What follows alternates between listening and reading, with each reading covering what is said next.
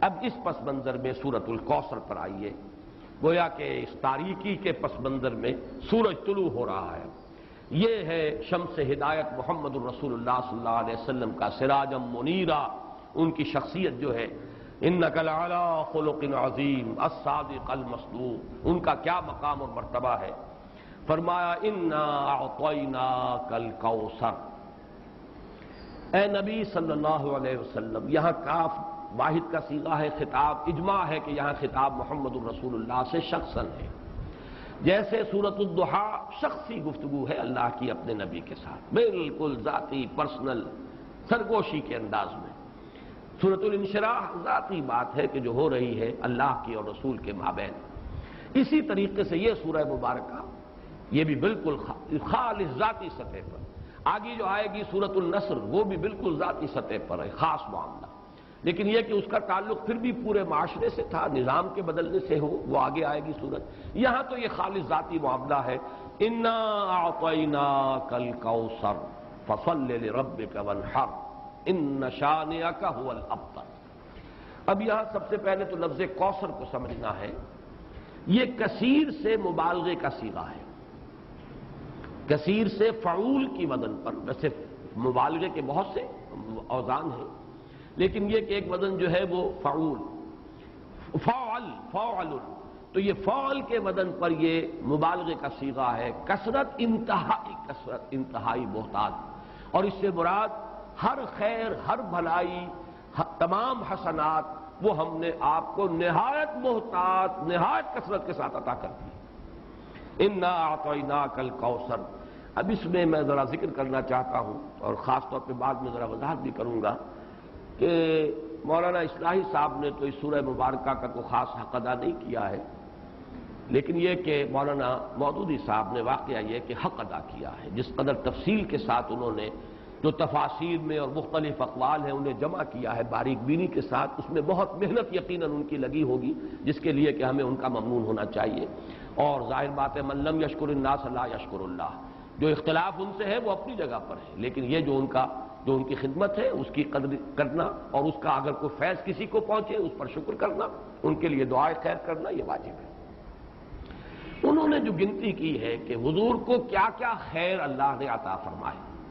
اب ایک تو یہ ہے کہ اس کو عام پر جو ہے وہ ملحوظ کیا جائے، اور ایک ہے خاص روایات کے حوالے سے اس کا کیا مفہوم سامنے آتا ہے، تو وہی لغوی بات، اور پھر یہ کہ جو معصور ہے اور منقول ہے مفہوم کوثر کا، یہ دونوں میں آپ کے سامنے رکھ رہا ہوں. سب سے پہلی شے جو اللہ نے محمد الرسول اللہ کو کثرت سے عطا فرمائی وہ اخلاق حسنہ. اس لیے کہ دوسری ہی وحی میں فرمایا وَإِنَّكَ لَعَلَىٰ خُلُقٍ عَظِيمٍ، جس کا لوہا جو ہے وہ خود کفار قریش نے مانا الصادق الامین. ابو جہل بھی یہ نہیں کہہ سکا کہ محمد نے کبھی جھوٹ بولا، صاف مانا اس نے صلی اللہ علیہ وسلم کہ انہوں نے کبھی جھوٹ نہیں بولا. پھر یہ کہ سب سے بڑا خیر نبوت اور رسالت. نبوت، رسالت رحمت ہے، اور رحمت للعالمین بنا کر محمد الرسول اللہ صلی اللہ علیہ وسلم بھیجے گئے. تو یہ خیر کثیر، یہ خیر جو ہے نبوت اور رحمت، یہ اپنے منطقی انتہا کو پہنچی ہے، اپنے تکمیلی مرتبے کو پہنچی ہے محمد الرسول اللہ صلی اللہ علیہ وسلم کی شخصیت مبارکہ میں. اس اعتبار سے یہ دوسرا پہلو. پھر جو تعلیمات آپ لے کر آئے، سب سے بڑی شے توحید. پھر وہ نظام توحید جس کا کہ سیاسی سطح پر اس کا نظام خلافت کا ہے، معاشیات میں اس کا نظام امانت اور کفالت کا ہے.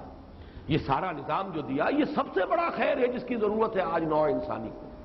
چنانچہ میں نے اسی کتاب میں نبی اکرم صلی اللہ علیہ وسلم کا مقصد بعثت اس میں اس پر بحث کی ہے. آج کی انسان کو، آج کی انسانیت کو جو انفرادی اخلاق ہیں، شخصی انسان کی انفرادی سیرت و کردار، اس کی اتنی زیادہ ضرورت نہیں ہے، اور اس میں کوئی نئی چیز نہیں تھے جو محمد لے کر آئے ہو صلی اللہ علیہ وسلم. صداقت، امانت، ایفاء عہد. حضرت اسماعیل کے بارے میں آیت آپ کو سنا چکا، کانا صادق الوعد، وعدے کا پورا کرنے والا، جس نے اپنی گردن رکھ دی. چلائیے ابا جان چھری چلائیے، وعدہ کیا تھا ستجدنی انشاءاللہ صابرا، اور پھر گردن ٹکا دی زمین پر، چلائیے چھری اگر آپ پروردگار کا حکم ہے. صداقت میں، امانت میں، زہد میں، اللہ تعالیٰ کی طرف رجوع میں، حنانا من لدنا وزکاۃ وکان تقیہ، یہ حضرت یحییٰ کی شان. البتہ محمد الرسول اللہ صلی اللہ علیہ وسلم نے ایک طرف تو تمام ان اخلاق حسنہ کا گلدستہ اپنی شخصیت میں پیش کیا ہے. ایک تو جامعیت کبریٰ ہے، ورنہ تمام انفرادی اقدار جو ہے وہ تو اس سے پہلے مکمل ہو چکی تھی. البتہ سب کو متوازن شکل میں جمع کر دینا، زہد بھی ہو اور ادائے حقوق بھی ہو، دنیا میں رہیں بھی اور پھر یہ کہ دنیا سے لو نہ لگے، شادیاں بھی کریں لیکن یہ ہے کہ اللہ تعالیٰ کی بندگی کے اندر اس سے کہیں کوئی کمی نہ آئے. یہ ہے اصل میں کہ جو حضور کا ذاتی سطح پر جو آپ کی کنٹریبیوشن ہے. لیکن اس سے بھی آگے بڑھ کر آپ نے اجتماعی اخلاق اور اجتماعی نظام دیا ہے دنیا کو. آج کے انسان کو سب سے بڑی ضرورت اس کی ہے. جب تک نظام عادلانہ نہیں ہے، نظام صحیح نہیں ہے، نظام منصفانہ نہیں ہے، تو ظاہر بات ہے کہ اس کے نیچے اگر ایک ظالمانہ نظام کے نیچے ایک بڑا نیک شخص زندگی گزار رہا ہے تو اس کی انفرادی نیکی اس ظالمانہ نظام کی تقویت کا سبب بن جاتی ہے. جیسا کہ میں نے ابھی ایک نقطہ بیان کیا تھا جناح ہال میں، تو سب لوگوں نے اس کو محسوس کیا، ایک دم چوک سے گئے. ظالمانہ نظام ہے، جاگیرداری اور سود خوری اور حرام خوری سے دولت کے انبار جمع کیے ہوئے ہیں. اس میں اگر آپ کوئی بڑا اچھا قانون بنا دیں، 12ویں ترمیم بھی لے آئے، اگر چوری کا ڈکیتی کا خاتمہ ہو جائے تو فائدہ کس کو پہنچے گا؟ ان دولت مندوں کی دولت محفوظ ہو گئی نا، ان حرام خوروں کا جو کچھ دولت کا انبار ہے وہ محفوظ ہوگا نا. تو معلوم ہوا بہترین قانون غلط نظام کے تحت تو در حقیقت اس نظام کو قائم رکھنے اور اس کی تقویت کا ذریعہ بنتا ہے. تو معلوم ہوا کہ اصل شے نظام ہے. قانون سب سرو کرتا ہے نظام کو، قانون کسی نظام کو چلانے کا ذریعہ بنتا ہے. تو اگر نظام ہی غلط ہو تو صحیح ترین قانون بھی در حقیقت ایک نظام غلط نظام کو چلانے کا اور تقویت دینے کا ذریعہ بن جائے گا. تو سب سے بڑا خیر جو عطا کیا ہے، جس کے بارے میں اقبال کے وہ 2 اشعار بڑے قیمتی ہیں، ہر کجا بینی جہان رنگ و بو، آنکھ از خاکش بروید آرزو، یا ز نور مصطفیٰ اورا بہاست، یا ہنوز اندر تلاش مصطفیٰست.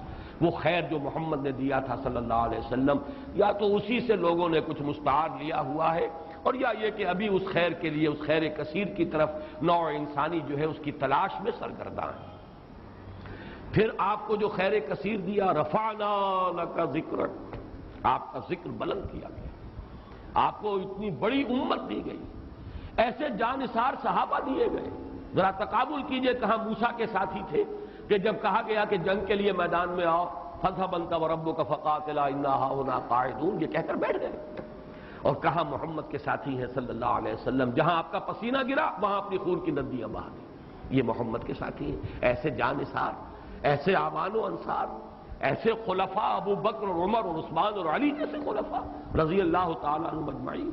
پھر امت، کتنی بڑی امت، کتنے اولیاء اللہ، کتنے صلحاء، کتنے اتقیاء، کیسے کیسے علماء، کیسے کیسے مجددین امت.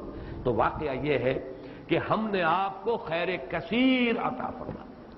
پھر اگرچہ اولاد نرینہ تو نہیں دی، یہ بھی اللہ کی اپنی ہی کوئی حکمت ہے، اس پر کبھی میں نے گفتگو کی بھی ہے لیکن اس وقت اس کا موقع نہیں ہے.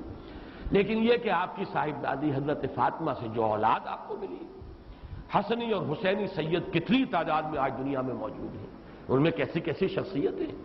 حسنین، حضرت حسن، حضرت حسین رضی اللہ تعالی عنہما، پھر بڑے بڑے مجاہدین کبار ان میں اٹھے. حضرت حسن زکیہ اور حضرت زید سے لے کر خود سید احمد بریلوی رحمت اللہ علیہ، یہ کون تھے؟ انہی اسی خاندان سادات میں سے. تو معلوم یہ ہوا کہ جہاں تک آپ کی اولاد کا تعلق ہے، روحانی اولاد، اور پھر یہ کہ یہ اولاد جو آپ کی بیٹی سے اگرچہ حضرت فاطمہ سے چلی ہے، لیکن یہ کہ اس میں بھی کوئی کمی کا معاملہ نہیں.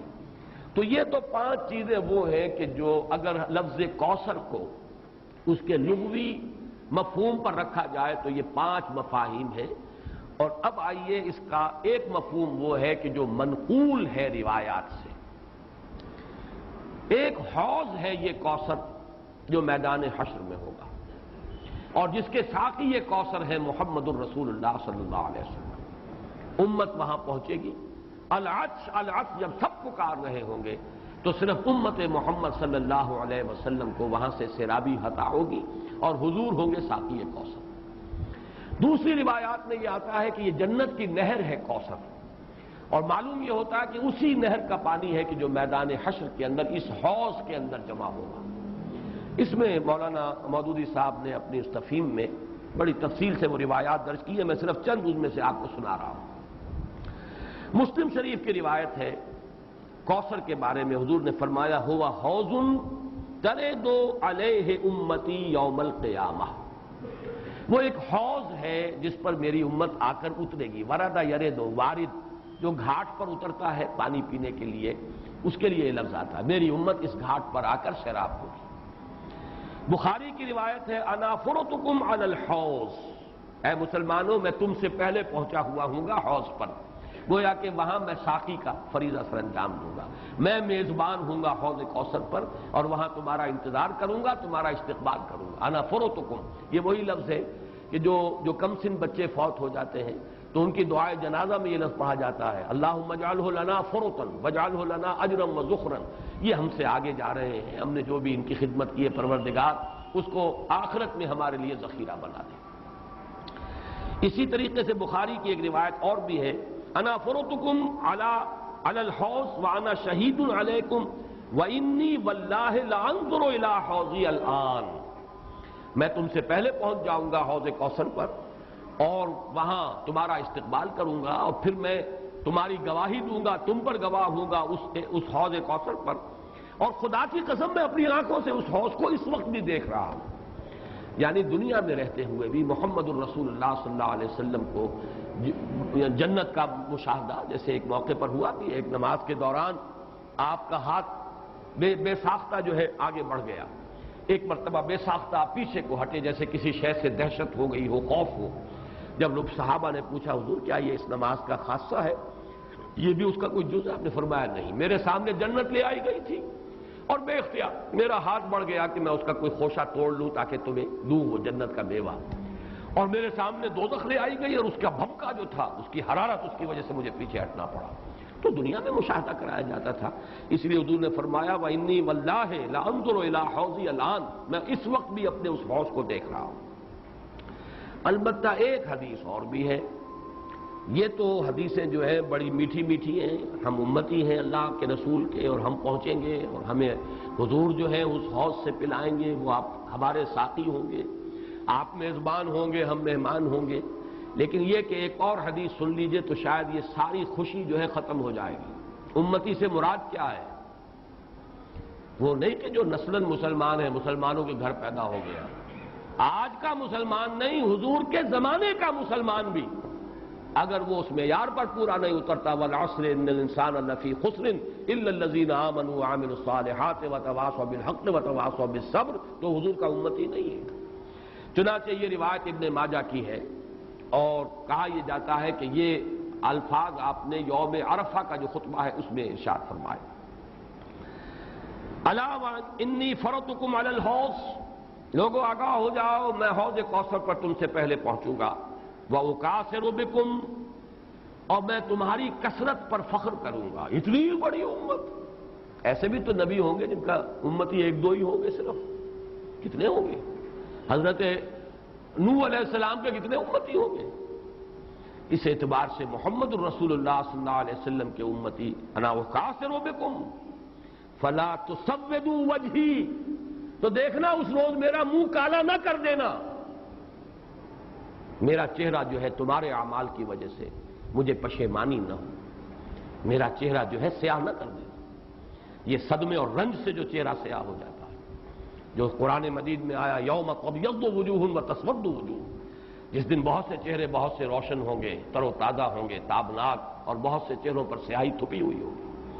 فلا تسودوا وجہی انی مستنقذ اناسا ومستنقذ اناس منی، بہت سے لوگوں کو میں چھڑانے کی کوشش کروں گا فرشتوں سے، وہ پکڑ کر لے جانا چاہیں گے، اور بہت سے لوگ مجھ سے چھڑا لیے جائیں گے، لے جائے جائیں گے، وہ میرے امتی نہیں ہوں گے۔ فاقول یا رب اصحابی، میں کہوں گا اے رب یہ تو میرے ساتھی تھے، یہ تو میرے اصحاب میں سے تھے، اور اللہ تعالیٰ فرمائے گا فیقول انک لا تدری ما احدثوا بعدک، اے نبی آپ کو پتہ نہیں آپ کے بعد انہوں نے کیا کیا ہے، کون کون سی شرارتوں میں حصہ لیا ہے، کیا چیزیں پیدا کی ہیں۔ حضور کے زمانے کے کتنے مسلمان ہوں گے جو بعد میں مسلمہ پر ایمان لے آئے، کافر ہو گئے؟ کتنے لوگ ہوں گے جب وہ داخل ہو رہے تھے، جو اگلی صورت ہم پڑھیں گے، اذا جاء نصر اللہ والفتح ورأیت الناس يدخلون فی دین اللہ افواجا، ان میں سے کتنے یخرجون من اللہ ہے من دین اللہ افواجا ہو گئے، فوج کے فوج، قبیلے کے قبیلے، پورے کے پورے، یا زکوٰۃ کے منکر ہو کر کافر ہو گئے، اور یا یہ کہ نبی جھوٹے نبیوں کو مان کر کافر ہو گئے۔ تو اے نبی یہ آپ کے امتی نہیں ہے۔ پھر یہ کہ جنہوں نے بھی احدثوا بدعات ایجاد کی، وہ چیزیں جس کو فرمایا گیا ہے من احدث فی امرنا ھذا ما لیس منہ فہو رد، جو شخص ہمارے دین کے اندر کوئی چیز نئی بدعت، نئی شے ایجاد کرے گا جو اس میں سے نہیں ہے اصلاً، وہ مردود، اور وہ شے بھی مردود۔ تو اللہ تعالی ہمیں اس انجام بد سے بچائے کہ ہم تو وہاں پر پہنچے حوض کوثر پر کہ حضور صلی اللہ علیہ وسلم کے ہم مہمان اور آپ ہمارے میزبان، اور فرشتے ہمیں کھینچ کر لے جائیں، اور حضور بھی پکارتے رہ جائیں میری امت ہے، کہاں لے کر جا رہے ہو، اور آپ کو جواب ملے کہ نہیں اے نبی آپ کو معلوم نہیں، فَيَقُولُ إِنَّكَ لَا تَدْرِي مَا أَحْدَثُ بَعْدَكَ، اے نبی آپ کو پتہ نہیں ہے آپ کے پیچھے کیا کرتے رہے۔ اس سے ان لوگوں کے خیال کی بھی نفی ہو جانی چاہیے جو سمجھتے ہیں کہ ہر شے جو ہے بعد میں جو ہوئی ہے وہ حضور کے علم میں ہے، ورنہ تو یہ الفاظ کہتے ہیں آپ کو پتہ نہیں انہوں نے آپ کے بعد کیا کیا ہے۔ جو بھی اللہ بتاتا ہے، جو چیز پہنچانا چاہتا ہے پہنچتی ہے۔ جیسے آپ کی حیات دنیاوی کے دوران بھی جو اللہ علم دیتا تھا آپ کو علم ہو جاتا تھا، جو اللہ تعالیٰ کی طرف سے نہیں دیا گیا تو اس معاملے میں آپ بشر ہیں، انسان ہیں، بات آپ کو معلوم نہیں۔ بعد میں بھی جو چیزیں اللہ اب بھی عالم برزخ میں محمد الرسول اللہ کا جو بھی مقام ہے، جو کچھ اللہ پیش کرتا ہے پہنچاتا ہے، پہنچتی ہے بات۔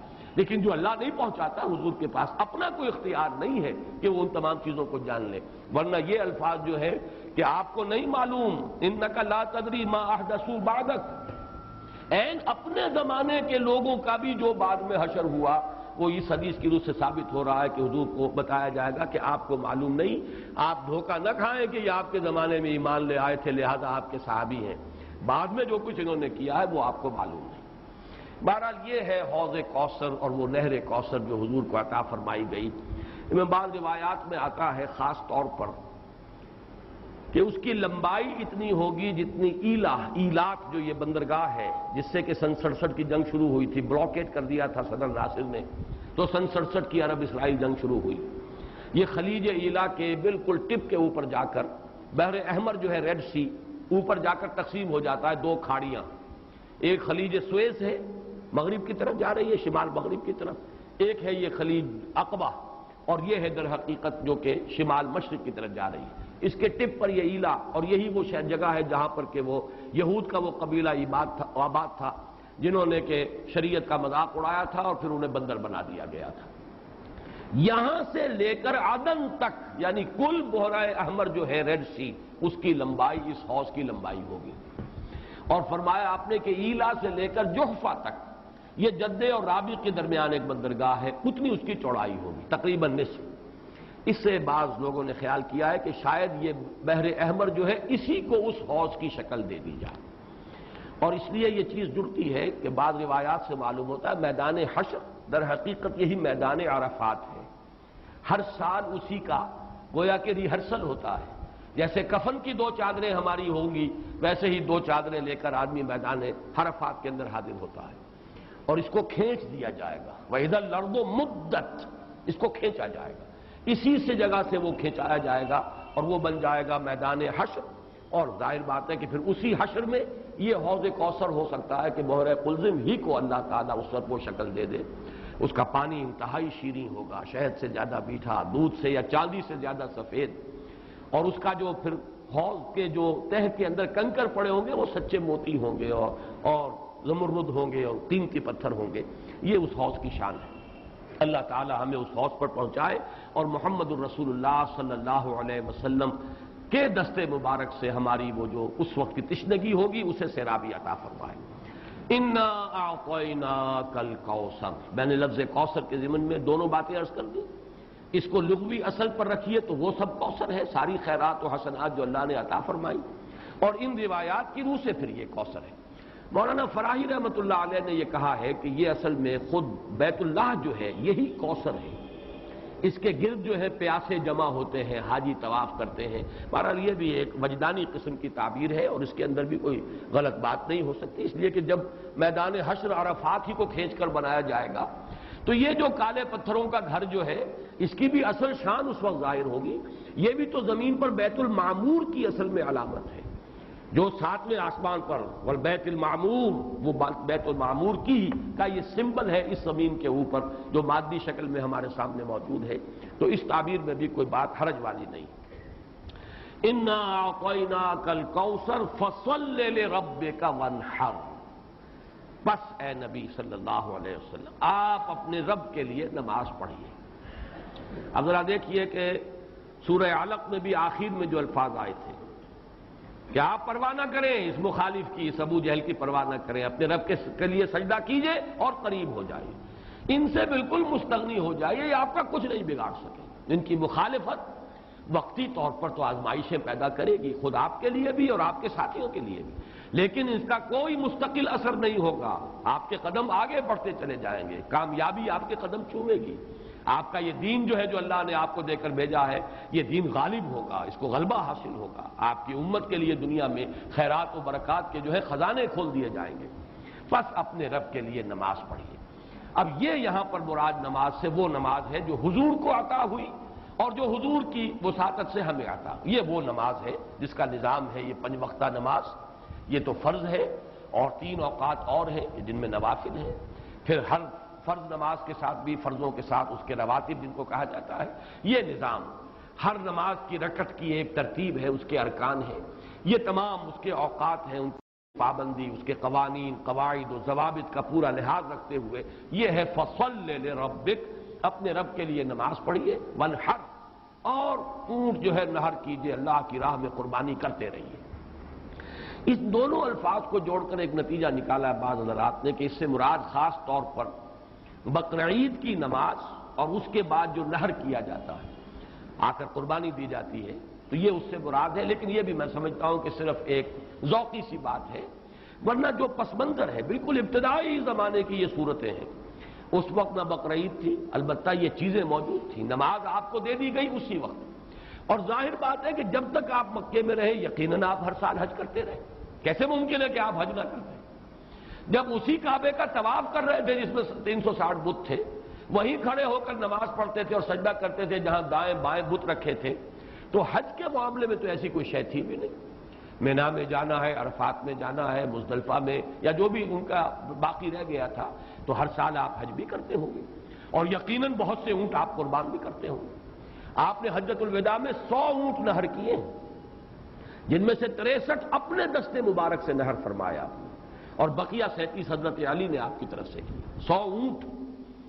تو اس سے اندازہ کیجئے کہ جو ابتدائی دور ہے، یہ صورتیں جب نازل ہو رہی، اس وقت تو حضور کی جو ہے مالی حالت بھی بہت اچھی تھی. حضرت خدیجہ متمول ترین خاتون عرب کی، وہ آپ کے حوالہ عقد میں تھی. اس اعتبار سے یقیناً اس وقت بھی آپ نہر کرتے ہوں گے. اور نہر جیسا کہ میں بیان کر چکا ہوں، اس دور میں غریبوں کو کھانا کھلانا، گوشت کا بانٹ دینا، وہ یہ در حقیقت ان کے ہاں سخاوت کا سب سے بڑا مظہر تھا. فصل لربک وانحر. تو اے نبی آپ کو شکرانے میں وہ سارا خیر کثیر جو آپ کو عطا ہوا ہے. اسی لیے دیکھیے وہ نماز تہجد جب آپ پڑھتے تھے اور اتنی طویل رکعتیں پڑھتے تھے کہ آپ کے پاؤں متورم ہو جاتے تھے، تو لوگوں نے کہا حضور آپ اپنے اوپر اتنا تشدد کیوں کر رہے ہیں؟ آپ کے تو اول تو کوئی گناہ ہے نہیں، کوئی آپ کے مقام کے اعتبار سے اگر کسی شے کو کہا جائے کہ کوئی فروگزاشت ہے تو اللہ تعالیٰ اس کی بھی معافی کا اعلان کر چکا، تو پھر آپ کیوں مشقت جھیلتے ہیں؟ تو جواب آپ کا کیا تھا؟ افلا اکون عبدا شکورا. تو کیا میں اپنے رب کا ایک شکر گزار بندہ نہ بنوں؟ میری یہ نماز شکرانے کی نماز ہے، میں اپنے رب کا شکر ادا کر رہا ہوں. اس نے جو مجھے خیر کثیر عطا فرمایا، اب جس درجے کا وہ خیر کثیر ہے اسی درجے کا شکر مجھے اپنی امکانی حد تک ادا کرنا ہے. تو فصل لربک وانحر یہاں شکرانے کے طور پر ہے. انا اعطیناک الکوثر فصل لربک وانحر ان شانئک هو الابتر. یقیناً جو آپ کا دشمن ہے وہی ابتر ہے. اس ابتر کے لفظ کی مجھے وضاحت کرنی ہوگی. شنا، شین، نون اور حمزہ آتا دشمنی کے لیے. وَلَا يَجْرِمَنَّكُمْ شَنَآنُ قَوْمٍ عَلَىٰ أَلَّا تَعْدِلُوا اعْدِلُوا هُوَ أَقْرَبُ لِلتَّقْوَىٰ. کسی دشمنی کسی قوم کی تمہیں آمادہ نہ کر دے کہ تم عدل سے راستہ جو ہے اپنا بدل لو اور دستکش ہو جاؤ. عدل پر رہو، چاہے تمہارا دشمن ہے اس کے ساتھ بھی انصاف کرو. تو یہ شان یہ ہے، اس کے معنی دشمن. ان نشانیہ کا ہو الابتر، یقیناً آپ کا دشمن ہی ابتر ہے. ابتر کے معنی کیا ہے؟ با تا را کا مادہ آتا ہے بطر، کسی شے سے کٹ جانا. خاص طور پر ایک درخت ہے، اس کی شاخ کٹ گئی، علیحدہ ہو گئی، شاخ بریدہ. ظاہر بات ہے اب اس کے لیے زندگی نہیں ہے. جب تک درخت سے جڑی ہوئی تھی اس کے لیے تر و تازگی تھی، وہ بڑھے گی، اس پر پھل بھی آتا اگر وہ آم کا درخت تھا. اب جب کٹ گئی تو اب وہ سوکھے گی، ختم ہو جائے گی، اس کے لیے کوئی تر و تازگی نہیں ہے، اس کا کوئی شاندار مستقبل نہیں ہے. تو یہ کسی شے سے کٹ جانا، اسی معنی میں قوم سے کٹ جانا، علیحدہ ہو جانا، تنہا رہ جانا. لا تجعلنی فردن، مجھے اکیلا نہ بنا دے. تو یہ جو آتا ہے کہ میں اکیلا نہ رہ جاؤں، اس کے لیے بھی یہ لفظ آتا ہے. اور پھر جس کا ذکر یا جس کا سلسلہ منقطع ہو جائے، جس کے ہاں اولاد نہ ہو، اب نام اس کا کہاں رہے گا، ختم ہو جائے گا. اولاد نہیں ہے وہ بھی ابتر ہے، گویا کہ اس کا ذکر باقی رکھنے والا کوئی نہیں رہا، اس کا نام نہیں رہے گا دنیا میں، اس لیے کہ اولاد نہیں، خاص طور پر اولاد نرینہ. اسی طریقے سے جس جانور کی، جس چوپائے کی دم کٹی ہوئی ہے اسے ابتر کہتے تھے، دم کٹا، اس لیے کہ یہاں بھی کوئی شے کٹی ہوئی ہے اس کے جسم سے. تو یہ مختلف الفاظ ہیں، یہ معنی ہے اس لفظ کے ابتر کے. اب اس کو نوٹ کیجئے، حضور کو ابتر کہا قریش نے. کن کن معنی میں کہا اس کی تفصیل میں ابھی آپ سے سنا رہا ہوں، اور اس کا جواب دیا جا رہا ہے کہ یہ آپ کو ابتر کہہ رہے اے نبی، در حقیقت یہ ابتر ہوں گے، بلکہ یہ ابتر ہیں. ان نشانیک هو الابتر.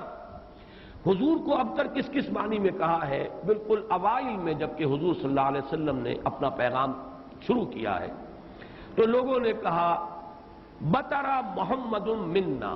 یہ ابن جریر کی روایت ہے، محمد ہم سے کٹ گئے. ہمارا اپنا ایک طریقہ تھا، ہماری تہذیب، ہمارا تمدن، ہماری روایات، ہمارا مذہب، ہمارے عقائد، اب محمد ہم سے کٹ گئے. کٹ گئے تو اس کا مطلب یہ ہے کہ یہ شاخ سوکھ جائے گی. یہ اگر جمعیت کے ساتھ رہتے، پوری اپنی قوم کے ساتھ رہتے تو ان کے لیے بھی شاندار مستقبل تھا. اب ان کا مستقبل بہت تاریک ہے. یہ بالکل ایسی بات ہے جیسے واصل بن عطا، یہ شاگردوں میں سے تھا حضرت حسن بصری رحمۃ اللہ علیہ کے، وہ تابعین میں سے ہیں، ان کا شاگرد اور بڑا ذہین شاگرد. لیکن اس نے مسئلہ تقدیر پر، جبر و قدر پر بحثیں شروع کی. تو جب اس طرح کی باتیں اس نے کہیں کہ جو اہل سنت کے شایان شان نہیں، تو پھر حضرت حسن بصری نے اسے اپنے درس سے نکال دیا اور کہا کہ اعتزل عنا، یہ ہم سے علیحدہ ہو گیا، اب اس کا راستہ علیحدہ ہے، اس کا ہم سے کوئی تعلق نہیں. اسی اعتزل عنا سے اعتزال کا مذہب بنا ہے، اور معتزلہ کہلاتے علیحدہ ہو جانے والے لوگ. تو اسی طریقے سے قوم کا پہلا ریئیکشن یہ تھا حضور صلی اللہ علیہ وسلم کے بارے میں کہ بطرا محمد منا، محمد ہم سے کٹ گیا صلی اللہ علیہ وسلم. اسی طریقے سے ایک مرتبہ قریش کی بڑی کوئی چوپال کے اندر ان کی بڑی مجلس تھی، اور کعب بن اشرف جو ہے وہ آیا ہوا تھا، یہودی، مدینہ منورہ سے. اس وقت تک تو یثرب تھا، ابھی کہاں مدینہ منورہ، اس وقت تک تو یثرب ایک بستی تھی، اس کا نام یثرب. وہ تو حضور ہجرت فرما کر گئے تو پھر وہ مدینۃ النبی اور المدینۃ المنورہ بنا ہے.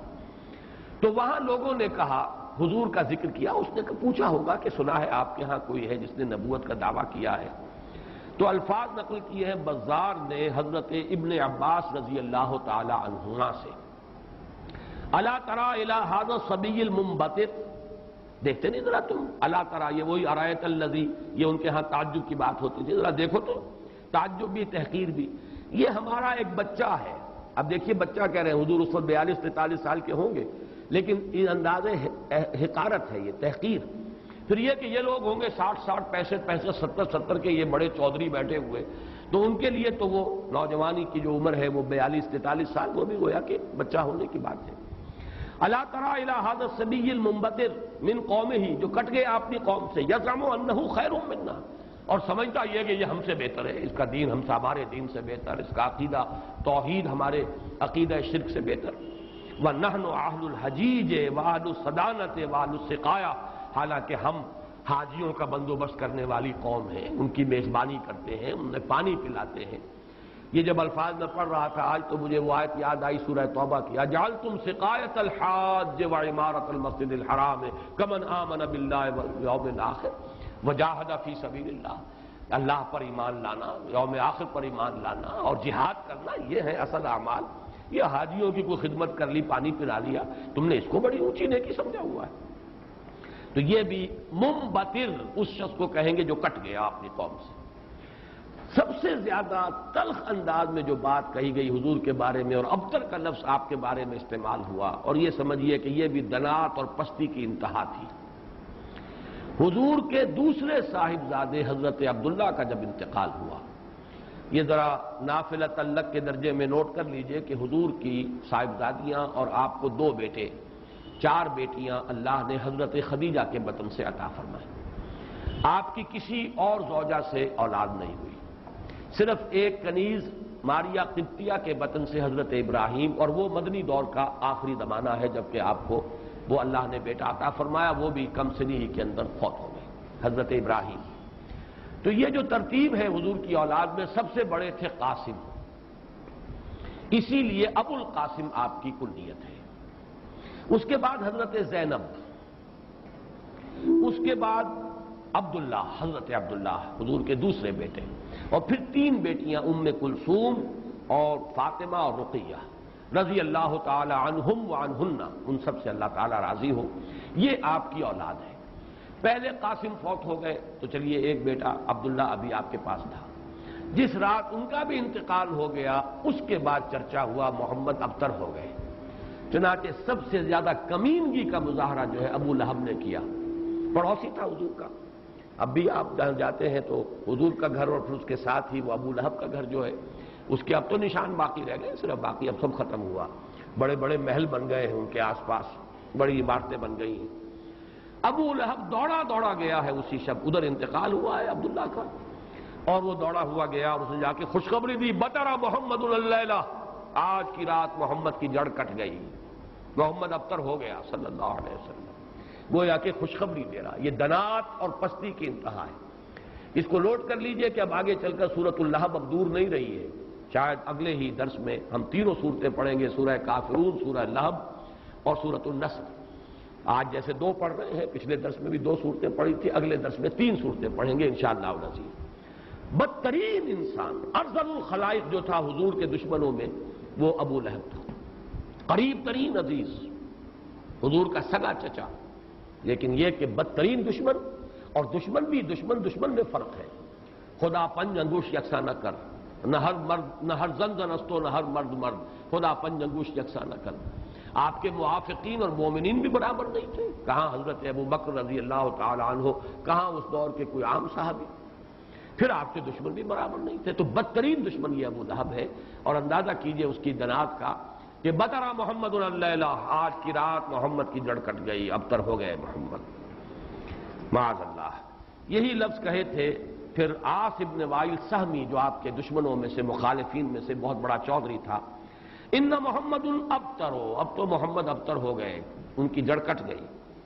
لا ابن لہ یقوم مقامہ بعدہ، اب ان کا کوئی بیٹا رہا ہی نہیں کہ جو ان کی جگہ، ان کے مقام پر، ان کی جگہ پر کھڑا ہو، جانشین بنے، ان کے مشن کو آگے لے کر چلے۔ فَإِذَا مَاتَ انقطع ذِكْرَهُ، جب محمد اب فوت ہو جائیں گے تو ان کا ذکر بھی منقطع ہو جائے گا۔ یہ وہ ابتر کا مفہوم جس کا کہ تقابل ہم کریں گے، اِنَّا وَرَفَعْنَا لَكَ ذِكْرَكَ، وہ کہہ رہے تھے کہ ذکر منقطع ہو جائے گا، اور سورۃ الانشراح میں اللہ کی طرف سے نوید آئی، وَرَفَعْنَا لَكَ ذِكْرَكَ، ہم نے تو آپ کا ذکر بہت بلند کر دیا۔ تو یہ ہے اِنَّ شَانِئَكَ هُوَ الْأَبْتَرُ، اے نبی آپ ابتر نہیں ہوں گے، آپ کو تو ہم نے خیر کثیر عطا فرمایا، آپ کا ذکر بلند کیا، آپ کی مانوی اولاد، آپ کی امت، کتنے بڑے بڑے اولیاء اللہ، صوفیاء، اہل اللہ، اتقیاء، صلحاء، مجددین، علماء، جن کے بارے میں علماء امتی کا انبیاء بنی اسرائیل، وہ سب آپ کی مانوی اولاد۔ پھر آپ کی صاحبزادی حضرت فاطمہ سے جو اولاد چلے گی، اس کا جو مقام و مرتبہ دنیا میں ہوگا، تو آپ ابتر نہیں ہیں معاذ اللہ۔ جیسے سورہ نون کے شروع میں فرمایا، نون والقلم وما یسطرون ما انت بنعمت ربک بمجنون، اور اسی دنوں کے بعد دیکھ لیں گے کہ کون مجنون تھا، محمد مجنون تھے معاذ اللہ، یا ابو جہل مجنون تھا اور پاگل ہو گیا تھا، اس کی مت ماری گئی تھی۔ فَسَتَنظُرُ وَيَنظُرُونَ بِأَيِّكُمُ الْمَفْتُونُ، یہ میں بھول رہا ہوں آیت، آپ بھی دیکھ لیں گے اور یہ بھی دیکھ لیں گے کہ کون تھا جو کہ بچل گیا تھا اور جس کی مت ماری گئی تھی۔ اسی طرح یہاں فرمایا ان شانئک ھو الابتر۔ درس تو مکمل ہوا، اب ذرا بعض ضمیمیں ہیں ان کا چونکہ آئندہ کے درس سے بھی تعلق ہے، اور جیسے میں نے مولانا فراہی رحمۃ اللہ علیہ کے بارے میں اپنے پچھلے درس میں کچھ عرض کیا تھا کہ اگرچہ ان کا بہت اونچا مقام ہے میری نگاہ میں، لیکن وہ سائنٹیفک ریشنلزم سر سید کی صحبت کی وجہ سے اور ان کے زیر اثر آنے کی وجہ سے کسی نہ کسی درجے میں متاثر ہو گئے تھے، جو سورہ فیل میں انہوں نے تمام جو مفسرین اور تمام معصور جو تفسیر ہے اس کو چھوڑ کر ایک علیحدہ رائے اختیار کی۔ اسی طرح چند باتیں آج میں عرض کرنا چاہتا ہوں۔ ایک تو یہ جو صورتیں اس وقت ہم پڑھ رہے ہیں، ان میں سے تقریباً تمام صورتوں کے بارے میں مکی اور مدنی ہونے کا اختلاف موجود ہے، حالانکہ اکثر و بیشتر کے نزدیک اجماع امت اور اجماع مفسرین کے نزدیک یہ ساری صورتیں جو ابھی تک ہم نے پڑھی ہیں یہ مکی ہیں، لیکن مدنی کی روایات بھی موجود ہیں۔ خاص طور پر اس سورہ مبارکہ کے بارے میں تو ایک ایسی روایت ہے جو مسلم شریف میں بھی ہے، مسند احمد میں بھی ہے، سنن ابی داؤد میں بھی ہے، سنن نسائی میں بھی ہے، اور حضرت انس رضی اللہ تعالی عنہ سے مروی ہے۔ حضرت انس حضور کے خادم خاص رہے مدنی دور میں۔ اب ظاہر بات ہے وہ واقعہ بیان کر رہے ہیں۔ وہ کہتے ہیں کہ ایک روز حضور ہمارے مابین تشریف فرما تھے اور کچھ گفتگو ہو رہی تھی، اچانک کچھ آپ کو ایک خاص اونگ کی سی کیفیت آپ پر طاری ہوئی، یعنی آپ نے آنکھیں بند کی اور اس کے بعد آپ نے آنکھیں کھولی تو آپ کے چہرے پر مسکراہٹ تھی، تبسم تھا۔ ہم نے پوچھا کس بات پر؟ آپ نے فرمایا کہ مجھ پر سورت نازل ہوئی ہے، اور پھر بسم اللہ پڑھ کر آپ نے انا اعطیناک الکوثر فصل لربک وانحر ان شانئک ھو الابتر یہ سورہ مبارکہ سنائی۔ اب یہ روایت اتنی قوی ہے کہ اس کی بنا پر کچھ حضرات کی رائے ہے، اکرمہ اور مجاہد اور قتادہ، اور اس کو امام مسلم نے بھی تسلیم کیا، اور الاتقان میں امام سیوطی نے بھی اسے مدنی صورت قرار دیا، جبکہ حضرت ابن مردویہ سے یہ مروی ہے کہ ابن عباس، عائشہ اور ابن زبیر رضی اللہ تعالی عنہم یہ سب کے سب اسے مکی قرار دیتے ہیں، اور جمہور مفسرین نے اسے مکی قرار دیا ہے۔ میں نے خاص طور پر آج بات اس لیے بیان کی ہے کہ ان چھوٹی صورتوں کے بارے میں اکثر و بیشتر کے بارے میں اختلاف ہے، نمبر ایک۔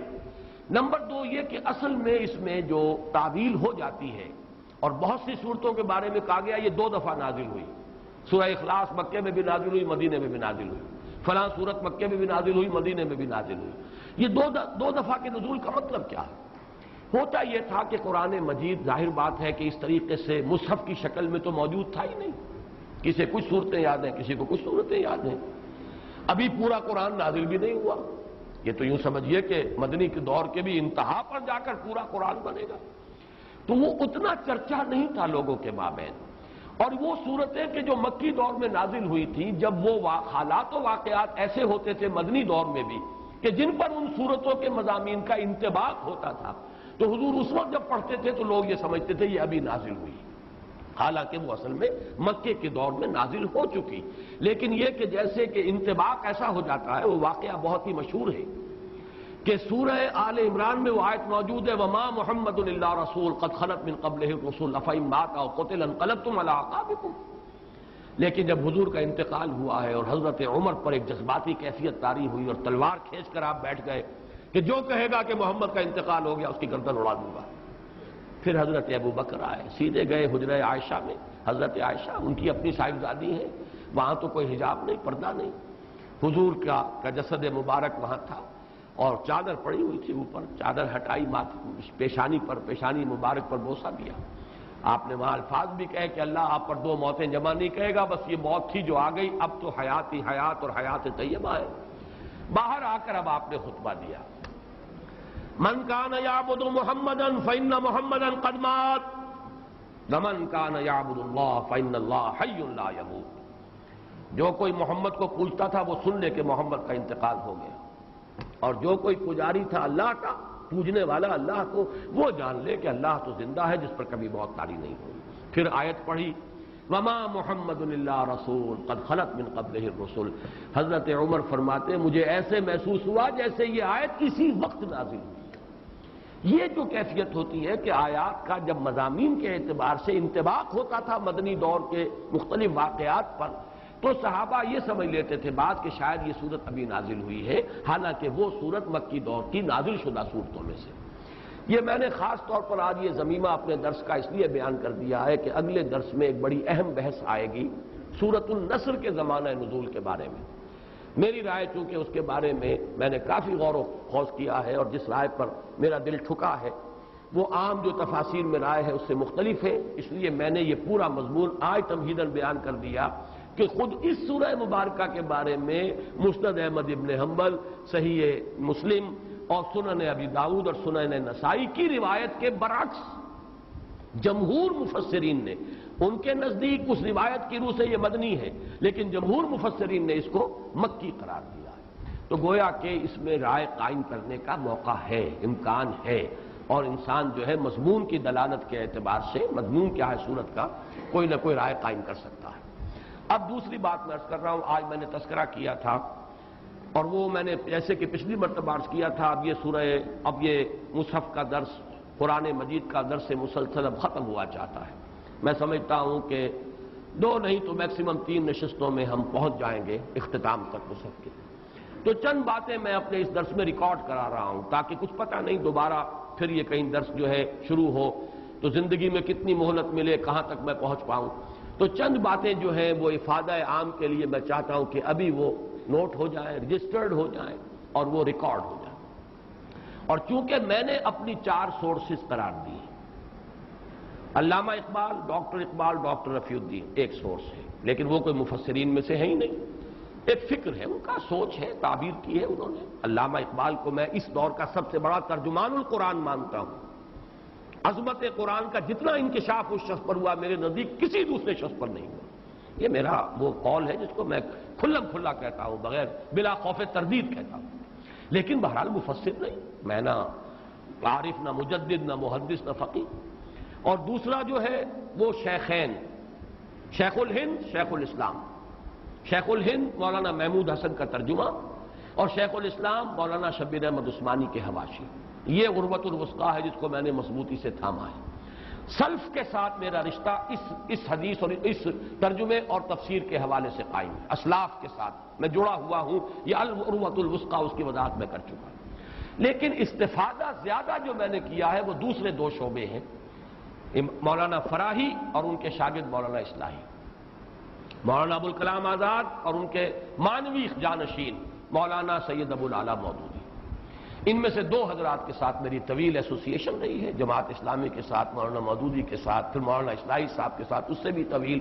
اس پہلو سے میں ان دونوں کے مابین جو بھی کوئی ربط اور تعلق ہے یا جہاں جہاں مجھے اختلاف ہوتا ہے میں اس کو خاص طور پر بیان کر دیتا ہوں، وہ کسی قد کی وجہ سے نہیں ہے، بلکہ اس لیے کہ چونکہ میں نے ان سے بہت کچھ فیض حاصل کیا، لہذا جہاں مجھے ان کی کسی رائے سے اختلاف ہے اسے میں نوٹ کروا دیتا ہوں، تاکہ وہاں میری رائے جو ہے یہ نہ سمجھی جائے کہ میری رائے بھی وہی ہے جو مولانا مودودی کی ہے یا مولانا اصلاحی کی ہے۔ بہرحال اس وقت جو بات مجھے نوٹ کرانی ہے وہ یہ ہے، کیونکہ میں نے آج کہا تھا کہ تفسیر سورہ کوثر کا جب میں نے تقابلی مطالعہ کیا، مولانا اصلاحی صاحب نے تو کچھ بھی نہیں لکھا اور کوئی اس پر محنت نہیں کی، کوئی حق ادا نہیں۔ مولانا فراہی کی کچھ چیزیں نقل کی جیسے سورہ فیل میں نقل کی ہیں، اسی طریقے سے سورہ کوثر میں نقل کر لی، لیکن یہ کہ مولانا مودودی نے تفہیم میں واقعہ یہ کہ حق ادا کیا ہے، بڑی محنت کی، ساری معلومات جمع کر دی۔ البتہ ان دونوں میں جو ایک فرق و تفاوت ہے اس کے اعتبار سے 2 پوائنٹ نوٹ کر لیں۔ مجھ سے بہت سے لوگ مشورہ مانگتے ہیں کہ آپ کون سی تفسیر ریکمنڈ کرتے ہیں، تو میں ہمیشہ یہ کہا کرتا ہوں کہ مولانا مودودی کی تفہیم اگر صرف آپ پڑھتے ہیں تو حواشی جو ہے شیخ الہند کے اور شیخ الاسلام کا ترجمہ اور حواشی وہ ضرور شامل کر لیجیے۔ تدبر قرآن پڑھتے ہیں تو اس کے ساتھ بھی اس کو ضرور شامل کیجیے۔ اس کی کیا وجہ ہے؟ یہ دونوں تفسیریں چاہے تفہیم القرآن ہو چاہے تدبر قرآن ہو، دین کا جو باطنی پہلو ہے، تصوف کی جو چاشنی ہے، اس سے یہ دونوں تفسیریں بالکل خالی ہیں، قائل ہی نہیں۔ جب قائل نہیں تو ادھر ان کی توجہ نہیں ہوئی، ان حقائق پر نگاہ نہیں گئی۔ موتی ہیں بکھرے ہوئے ہیں، لیکن یہ کہ آپ کی توجہ نہیں ہے، آپ کو نظر نہیں آگے کہ موتی بکھرے ہوئے ہیں۔ مولانا مودودی کا بھی وہ مزاج نہیں، مولانا اصلاحی صاحب کا بھی وہ مزاج نہیں، بلکہ مولانا اصلاحی صاحب زیادہ ہی سخت ہے۔ اس اعتبار سے ان دونوں کی تفسیروں کے اندر یہ پہلو جو ہے، ایک پہلو بہت ہی یہ سمجھیے کہ یعنی نظر انداز ہو گیا ہے، اس پہلو سے وہاں بڑی کمی ہے، اس کمی کو پورا کرنے کے لیے حرکی پہلو تفہیم القرآن میں ہے، تدبر قرآن مجید کے اپنے اسالیب، زبان کی بحث، ادب کے حوالے سے، اور نظم القرآن، قرآن کا نظم، سورتوں کا، آیات کا، یہ مولانا اصلاحی صاحب کا خاصہ ہے۔ لیکن دونوں چونکہ اس سے خالی ہے، معنوی اور وہ جو روحانی مباحث ہے، تصوف کے موضوعات ہیں، لہذا اس کو تو شامل کرنا چاہیے ہر صورت، یعنی شیخ الہند کا ترجمہ اور مولانا شبیر احمد عثمانی کے حواشی۔ باقی ان دونوں کا تفہیم کا اور تدبر کے تقابل میں ایک بات نوٹ کر لیجئے، تفہیم مولانا نے لکھنی شروع کی تھی جبکہ ابھی 40 برس کے بھی نہیں تھے۔ یہ فروری سن 42 میں لکھنی شروع کی ہے جبکہ 38-39 برس کی عمر تھی، سن 3 میں پیدائش، تکمیل ہوئی ہے جون سن 72 میں، انتقال سن 1979 میں ہوا ہے۔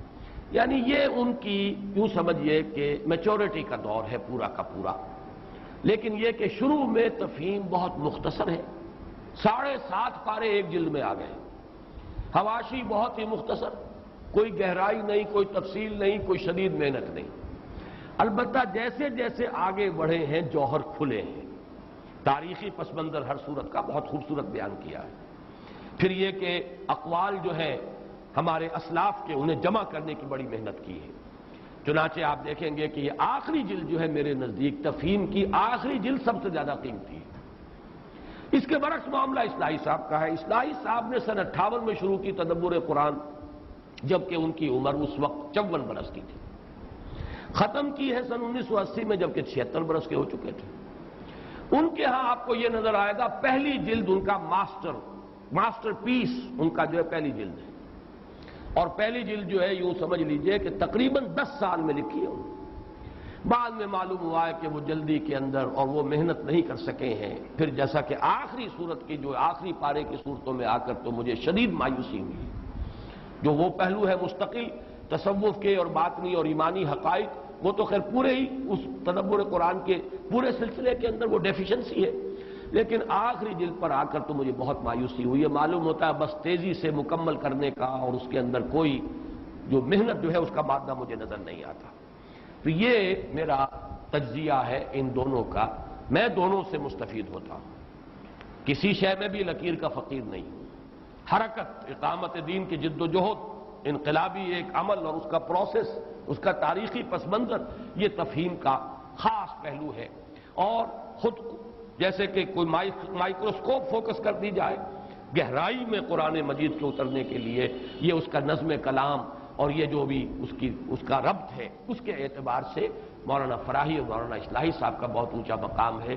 باقی میں نے عرض کر دیا دونوں تفسیریں ڈیفیشنٹ ہیں ان موضوعات کے اعتبار سے جن کا عنوان تصوف ہے، جو میرے نزدیک ایمان ہی کی بلند ترین چوٹی کا نام ہے احسان، ان تعبد اللہ کانک تراہ فإن لم تکن تراہ فإنہ یراک، اس سے یہ دونوں بے بہرا ہیں۔